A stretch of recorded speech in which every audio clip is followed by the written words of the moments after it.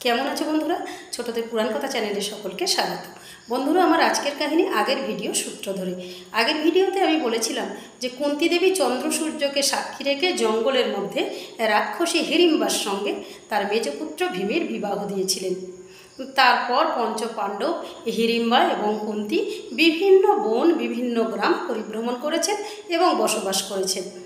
বৎসরকাল অতিক্রান্ত হওয়ার পর হিড়িম্বা একটি পুত্র সন্তানের জন্ম দেয়। সেই সন্তানটি হওয়ার পর দেখা যায় তার মাথাটা হচ্ছে হাতির মতো, কিন্তু মাথায় কোনো চুল ছিল না। ঘট কথার অর্থ হচ্ছে হস্তিমুণ্ড এবং উৎকচ কথার অর্থ হচ্ছে কেশহীন।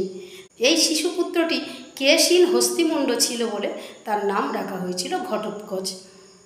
ঘটোৎকচের জন্মের কিছুকাল পর হিড়িম্বা কুন্তী এবং পঞ্চপাণ্ডবের কাছে আবেদন জানালো যে সে আর এদের সঙ্গে থাকতে চায় না।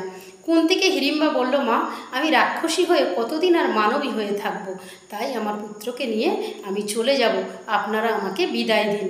যদি কোনোদিন আমাকে বা আমার পুত্রকে আপনাদের দরকার হয় তাহলে আপনারা ডেকে পাঠাবেন, তৎক্ষণাৎ আমরা আপনাদের কাছে যাব।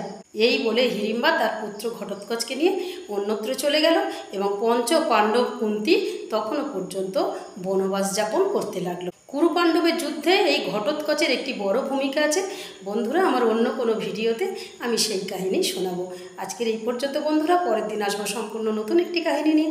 আর আজকের কাহিনী কেমন লাগলো তোমরা লাইক কমেন্টস করে দিও। যারা এখন আমার চ্যানেলটিকে সাবস্ক্রাইব করোনি তারা আমার চ্যানেলটিকে সাবস্ক্রাইব করে দিও।